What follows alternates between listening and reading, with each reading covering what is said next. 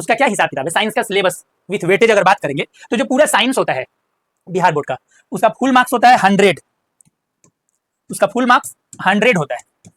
अब उस 100 मार्क्स में से जो 80 मार्क्स होता है वो 80 मार्क्स थ्योरी के एग्जाम में, मतलब कि बोर्ड एग्जाम जो होता है उसमें यही 80 नंबर का आपका साइंस का एग्जाम होता है।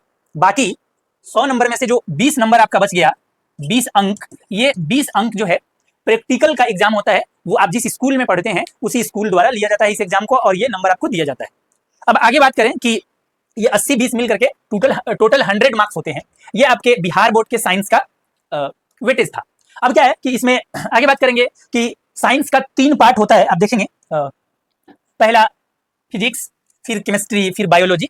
फिजिक्स, केमिस्ट्री, बायोलॉजी, ये 3 पार्ट होता है। हम अभी बात कर रहे हैं कि क्लास 10th का जो किताब है, एनसीईआरटी बुक है, उसमें मतलब कि इसका क्या हिसाब किताब है इसको देखेंगे तो पूरे जो 10th क्लास का साइंस होता है वो पूरा साइंस जो है 100 मार्क्स का होता है।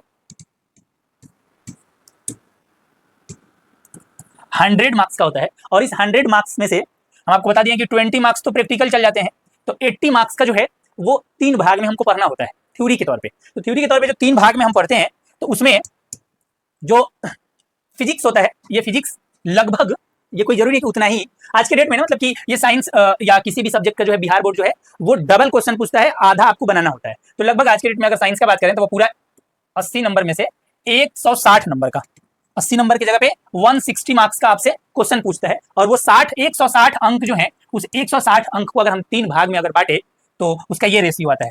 54 नंबर का फिजिक्स लगभग, फिर 54 नंबर का आपसे केमिस्ट्री लगभग पूछेगा, और फिर 52 नंबर के आसपास जो है बायोलॉजी पूछेगा, 52 अंक के आसपास।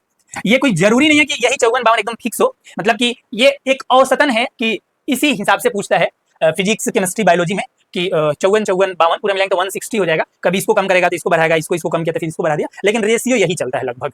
और पहले किस तरह से पूछता था, जब मतलब कि पूरे 80 मार्क्स का ही एग्जाम लेता था, तो जब 80 मार्क्स का एग्जाम लेता था तो ये पूछता था आपका 27 नंबर का, ये उस टाइम में 27 अंक का पूछता था जब वो 80 अंक का एग्जाम लेता था। फिर उसके बाद से ये भी आपका 27 अंक का पूछता था, और ये 26 अंक का पूछता था। टोटल मिलाकर के 80 अंक हो जाया करते थे। अब जो हो गया है ये सिस्टम हो गया है अभी के डेट में। बोर्ड जो है इस हिसाब से क्वेश्चन पूछता है कि कौन से बुक से कितने, कौन से पार्ट से साइंस के कितने मार्क्स का क्वेश्चन पूछना है। इसका ये एक मतलब कि औसतन वेटेज है, इसके बेस पे हम पढ़ेंगे भी।